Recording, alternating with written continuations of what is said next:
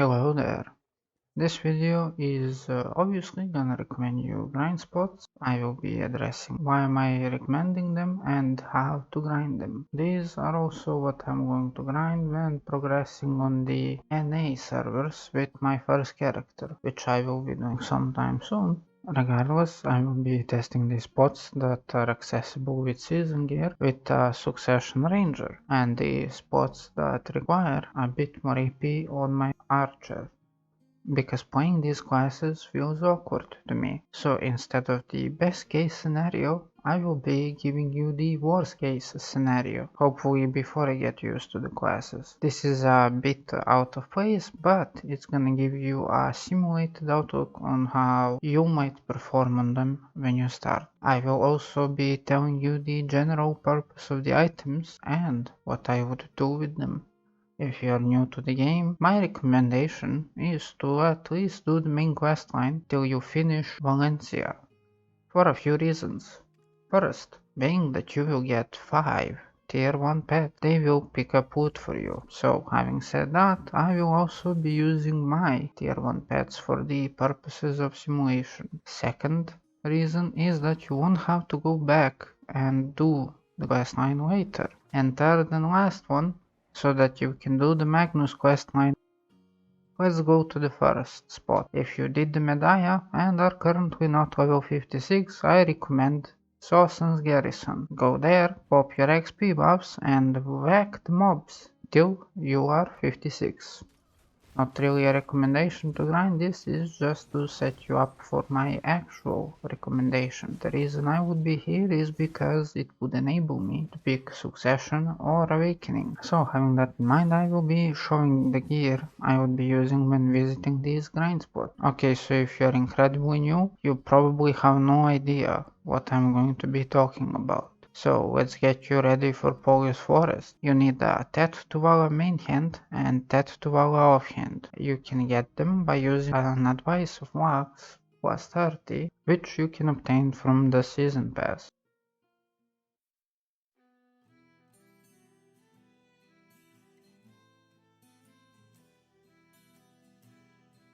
So keep using them and clicking the gear until all of the armors are TET. When you do that, visit the nearest blacksmith and exchange for 2 Tuala earrings, 2 Tuala rings, 1 Tuala belt and 1 Tuala necklace. By the way, fix the max durability on your gear and repair it.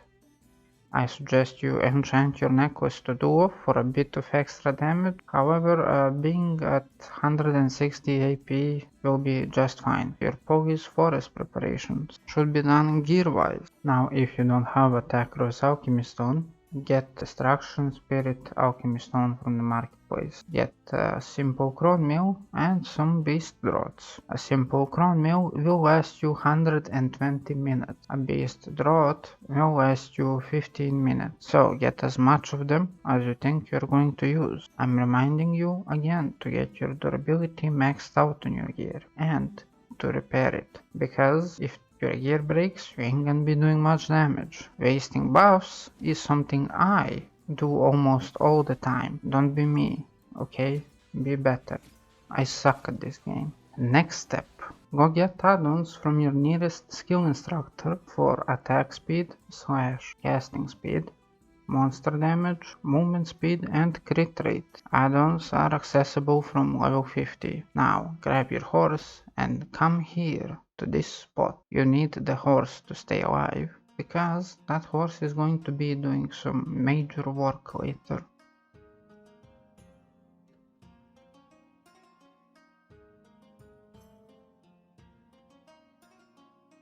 So the idea is to get you ready and used to grinding, preferably as soon as possible, where you can also figure out your class's movement while being in a relatively chill zone. Your goal while murdering monsters here is to murder as many as you can while going as fast as you can. These are what I'm going to call trash spots, because just like trash kicks the bottom of the bucket when you throw it in the bin, so will these mobs when you hit them. If you are new, I recommend you stay at police until you hit level 61 on your season character. I will address why specifically level 61 later, so pop your XP buffs. For now there's 2 rotations with the highest mob density. I'm currently going to be showing the first rotation. The first rotation is kind of class dependent, because not all classes can zoom around fast enough to clear it out.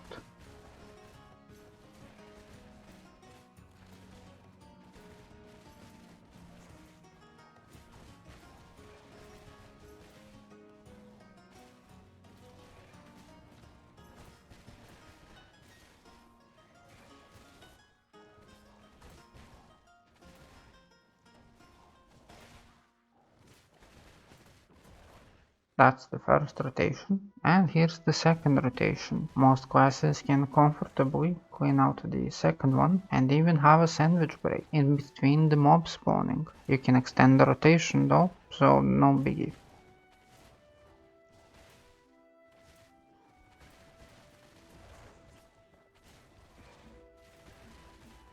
While XP is not bad, that's not why I think you should be here.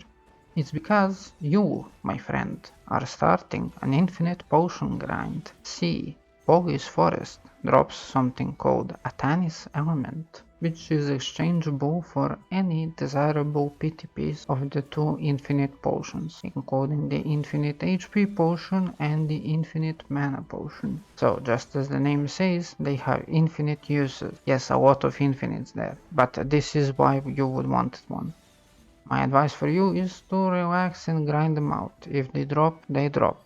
No use stressing over RNG. You can treat the tennis elements as a side project for now, because drops are RNG heavy, and the only thing you can do about RNG is use your item collection increase gauge. You can find it by pressing escape, going to adventure, and it's there somewhere, signified by a giant red arrow. Open it, fill it, and activate it before starting to grind. Also remember to turn it off when you are done. Naturally, item collection increase gauge increases your item drops. Speaking of which, let's go over what drops you will keep for minimum backside pain await. Ancient Spirit Dust. You will turn it into Kafra Stones. Kafra Stones, masses of pure magic, imperfect firelight stones, and Atanis elements.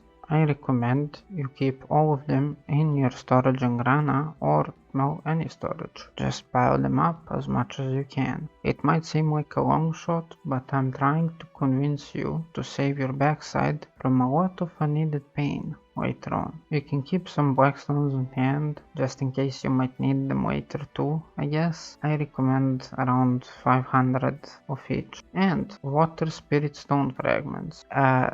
This is something you will use later to craft horse gear. They only drop in Sylvia, so it might be wise to hold on to them. Get as much of them as you can. Next is this intricately patterned mystical shard. You can use this to make your first pro shop outfit for free. Keep it in Grana or Calphion. If you already have an outfit, you should still keep it.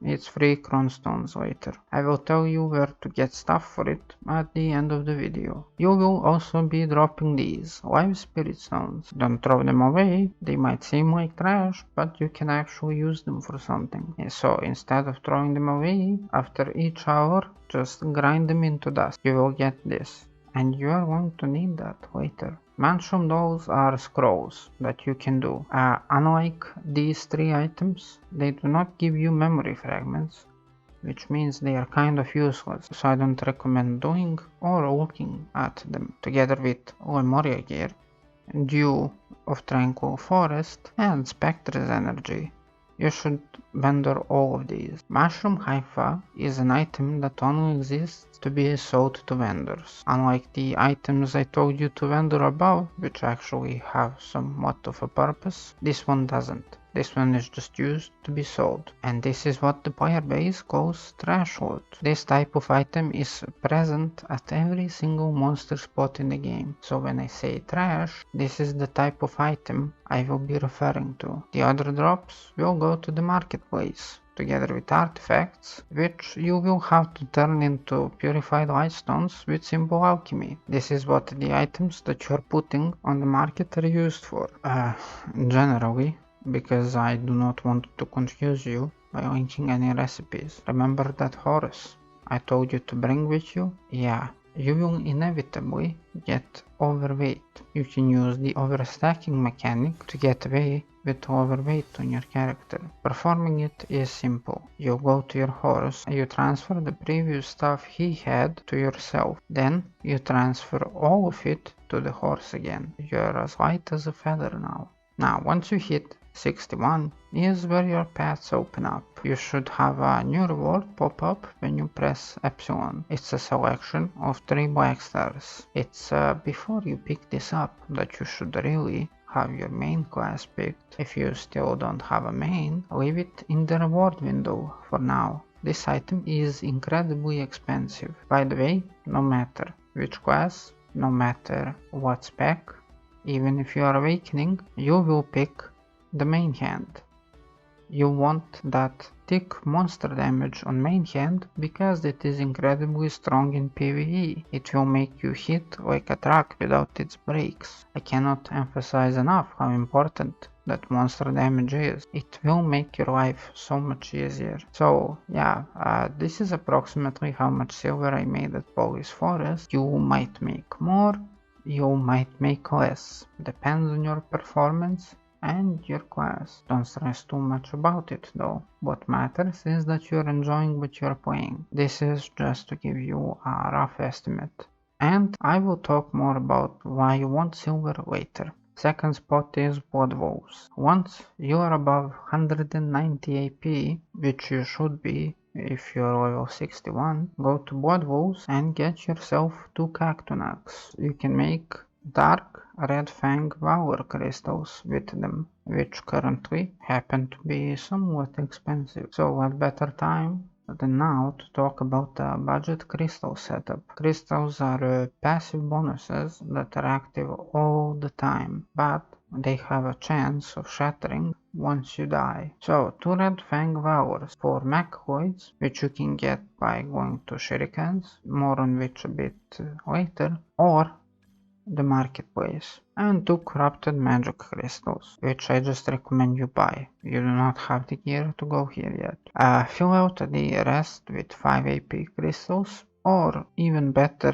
save that silver, because crystals will require significantly more investment later. What I'm saying is, don't spend all your money on crystals of Crimson Flame. Get like 2 to 4 of them. So, Blood Wolves is also a trash spot, which means go as fast as you can while killing as many as you can. Here's a rotation for Blood Wolves. For reasons undisclosed for now, you want the spots with the highest concentration of executioners. So yeah, I recommend you kill elite. They can drop Cactunax, but if it takes too long, you can also skip them. Just kill them when you're done with your hour of grinding or before you started. The Garmoth scales and Dragon scale fossils are going to be new items here. You want to keep these items. More specifically, you will need 30 Garmoth scales for your infinite health potion and 100 Dragon scale fossils for your infinite mana potion. As for the rest, same as last time. Khafra stones, masses of pure magic, you will keep. Everything that can be sold in the marketplace, you will sell there. You will also drop Blood Wolf oats.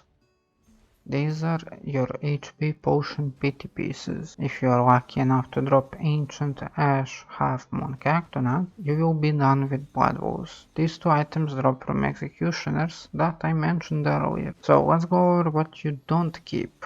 Weapon boxes and Akuma armors you can put on marketplace. However, if there are too many of them, you can melt them or vendor them. Personally, I would vendor them, together with trash loot and black energy residue.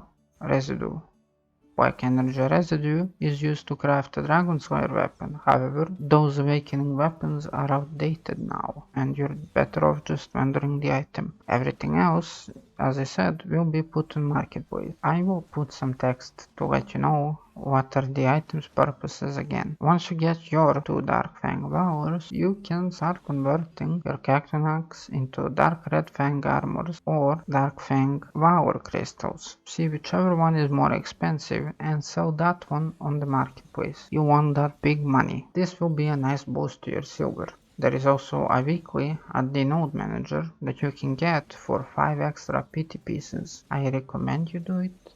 By the way, here is the silver I make in an hour here. So, let's say you graduated season at this point. Make sure you convert your pen to Val Armor and your offhand into boss gear by talking to Jetina. The main reason you are doing this is cheaper progression depending on the prices, but also because you will need the Kutum for something later. So doing the seasons and getting all the cabooses will get you to 261 AP just with Tuvala. That's the good stuff.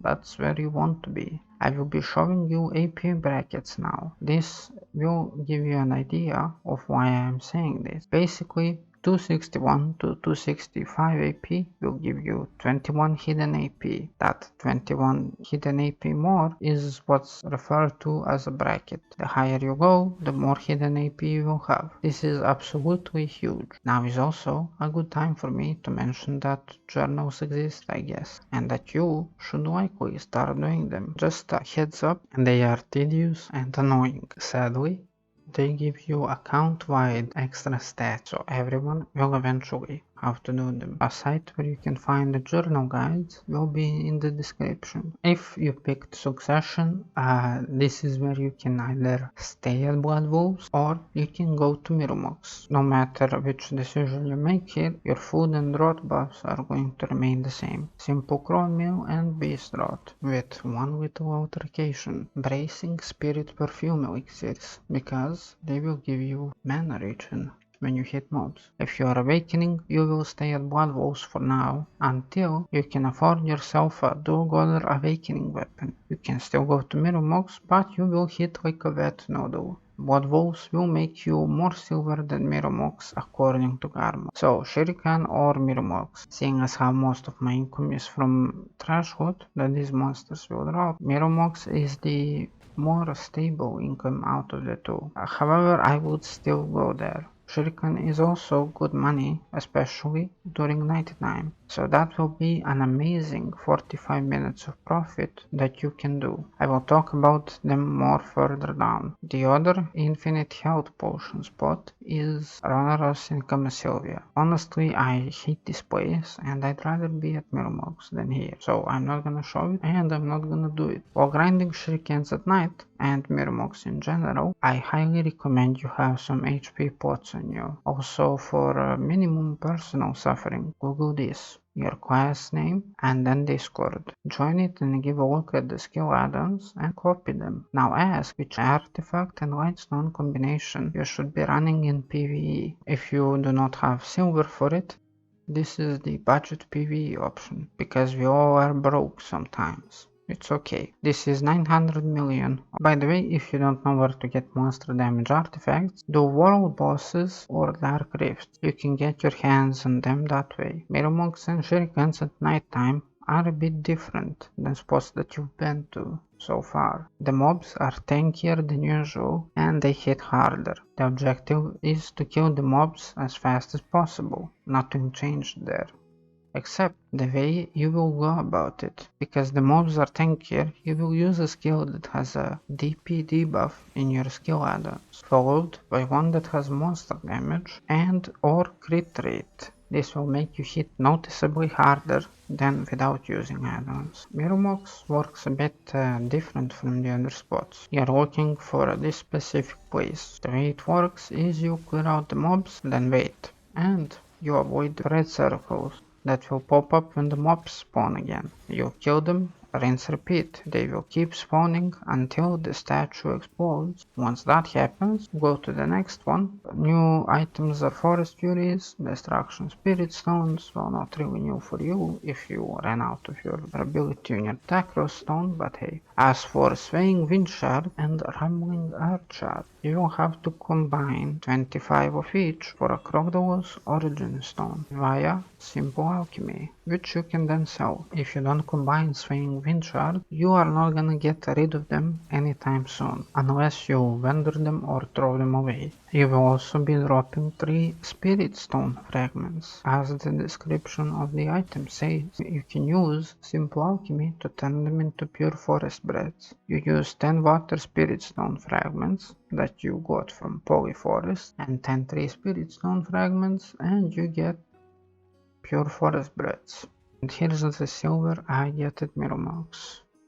You just want to find the closest 3 statues. If you're overclearing, you can probably find a 4th statue nearby. Let's talk about Sherekhan at nighttime, because Sherekhans during the day are, well, just like any other spot. Now, once nighttime at Sherekhan kicks in, the mob packs there will turn into pillars. This spot will essentially transform all the mobs into mini-bosses now. If you are still rocking Tualas, I highly recommend you run a simple Crossbill plus Beast Rods here. That -% monster damage will save your tenders from being spread. Anyway, I don't recommend this without having at least 200 energy, so also bring 3 large energy potions. Make sure your horse is close by. For Sherekhans at nighttime, you will use your wood gauge at level 2, and you will also turn Agri's Fever on. This will give you a lot of stuff, but it will also make you overweight rather fast. So, have a horse nearby. Remember those pillars I mentioned? Yeah, to summon these mini-bosses, you will need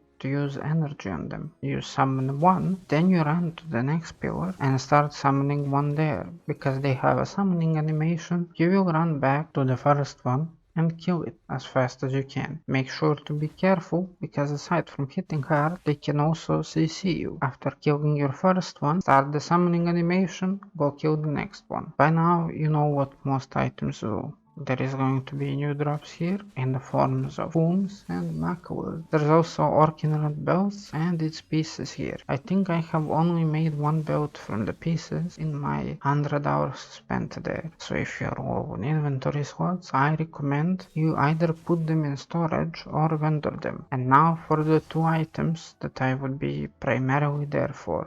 Dragon's Fang. This is also a pity system for the infinite HP potion. You will need 100 of them. Just like Ball Wolves, you can also drop a whole piece here. And its name is Shuriken Panacea. Here's the nighttime silver. Daytime is significantly easier though. So here's nighttime versus daytime silver, I guess. Which is not really fair considering that nighttime only lasts 45 minutes. Why am I mentioning silver? Well, this has to do with my progression tips, actually. No one's objective should be to enchant gear. Just buy your gear off the marketplace. RNG is a cruel mistress. She has a strap on and she is just waiting for you to sleep. And you don't want to sleep. Trust me. It hurt. I would focus on buying gear in this order. Weapons first, then armors. If I'm in the Awakening spec and I want to stay Awakening, I'll get my hands on the Godder Awakening weapon. I will explain what Godder is in a moment. It is expensive as hell, but on the bright side, you will be holding on to it for a while. If I was Succession, here is where I would have to make a decision. See, TET Blackstar has 2 diverging paths. One is the obvious one, PEN Blackstar. Whether you clone it or buy it, you will have to be insanely lucky for it to go. The other one is to turn it into a Godder weapon or buy it. And here's my hot take here. I recommend you buy a dual Godder main hand, while keeping your free TET Blackstar, because TET to PEN has a lower chance to be a successful enchant compared to TET to PEN Blackstar. Get your 150 fail stacks, save your crowns, and smack the Blackstar when you have enough of them. This is purely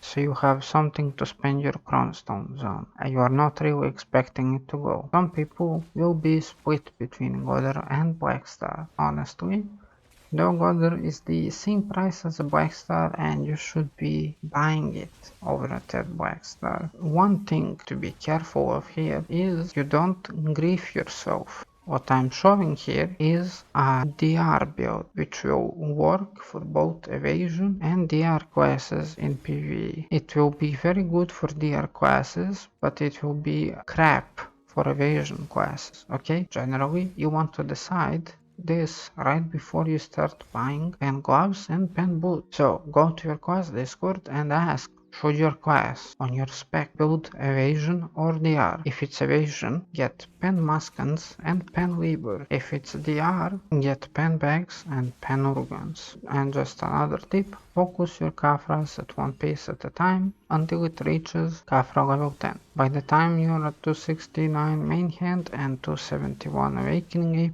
AP is just going to start becoming more expensive, considering that the cheapest upgrade, a Jetina Kutum at 3 form 4 and a massively more expensive Wells Heart. Yeah, this is going to start making you progress your DP, which means you're going to be dying significantly less. So let's go with upgrading your crystals up to par before you get to any 280 AP spot. To begin with, you will want some accuracy. Not for now, but for later. The cheapest accuracy is Gin Magic Crystal Vipers. They will give you 20 accuracy. Yes, Alcars are also an option, but they will give you 12. You will want 2 Glorious Crystals of Gallantry, Akrad, and 2 Glorious Crystals of Gallantry, Olkas. The reason I have one is because one of them went away. Anyways, you will also want 2 Rebellious Spirit Crystals, which are kind of expensive, for more AP and more monster damage. Corrupted Magic Crystals, because critical hit damage. And you will replace your Macalods with these big boy ones. If you are afraid of dying and have a Garmoths heart, you can also slot these in. Since this is a budget option, I'm just going to assume that you do not have a Gearing Crystal.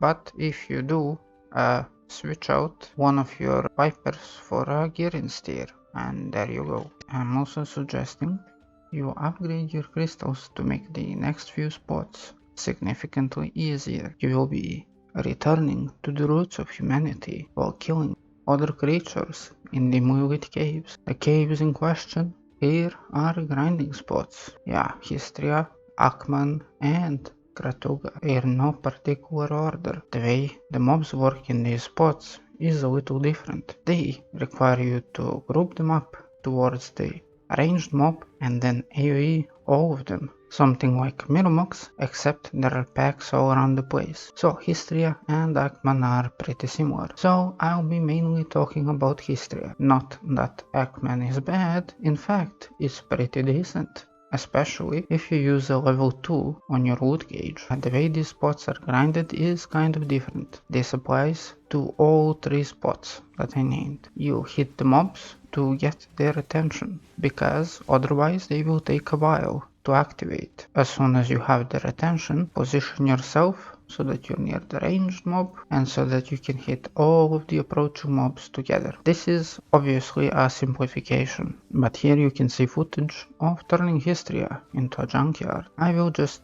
transition into drops now. The new stuff is scrolls written in ancient language. Combining 5 of them will give you a Pilafare scroll. These are the only scrolls in the game I actually recommend you to do. Also the ones from Kratuga, kind of, but more on that later. You will also drop black magic crystals. Melting these will give you magical shard. So these two are actually perfect spots if you want to reform your gear to pen, opposed to just buying it. Do keep in mind reforming is fine and dandy, but some pieces are incredible pain in the ass because of time gating. So here's my silver per hour here. There's 2 fancy drops in Hystria and 1 fancy drop in Aakman. Upgraded compass pieces. I do not recommend you try getting this, because just trying to drop an Elton piece has me on a 140-hour adventure. Possibly more, because I stopped counting after my second duplicate Vodkan piece. Now let's go to Kratuga. Well, the mobs actually work the same way as they do in Hystria and Aakman, which means you have to pull them towards the ranged one, and then AoE them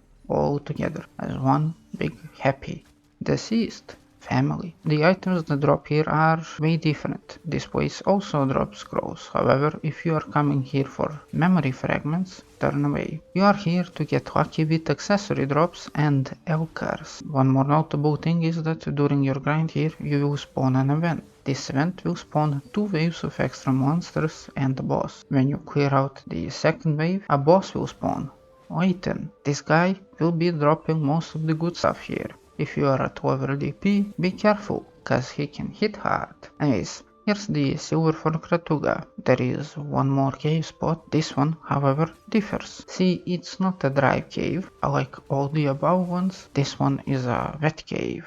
Underwater Sycraia Abyssal ruins. Yes, now I have to address the accessibility of these spots. Obviously, Aakman and Hystria are in the desert. You can see where you're going, and both of them are in the middle of nowhere. Kratuga requires a key to enter, unless you are a certain special boy. Kratuga, however, is easily accessible in Medaya. And Sycraia Abyssal Ruins combines both the annoying parts. It's in the middle of bumfuck nowhere, and it also requires a key to enter. The drops are also a combination of Kratuga and Hystria, kind of. Good trash price plus RNG based items. No memory fragment scrolls here. Tangred rings, artifacts, frenzy essence, Kafras and black magic crystals. Frenzy essence is actually good. Once your DP gets up, this is the only drought you will use on spots that have uncapped AP. You use it to make a frenzy drought. Be careful when using this, because it will make you less tanky. Sycraia also drops a secret song, which are used to craft one of the best horse gears in the game. You should keep it, because I think vending them for 1 million is a shame. Sycraia has a slight twist to the variation here. All the mobs will have to be pulled like the other cave spots. Just standing in place is not gonna work as good anymore. Otherwise, the statue will hit you and debuff your attack / casting speed, which will make you clear slower. Oh yeah, the ancient creature skills also drop here. These are weekly scrolls and I never do them. However, if you're on the way there, you can do them. Personally, as I said, it's not that they're bad, it's just that I always forget. Anyway, here is the silver I make at Sycraia, and this pretty much wraps up almost all the early spots. I would be considering grinding before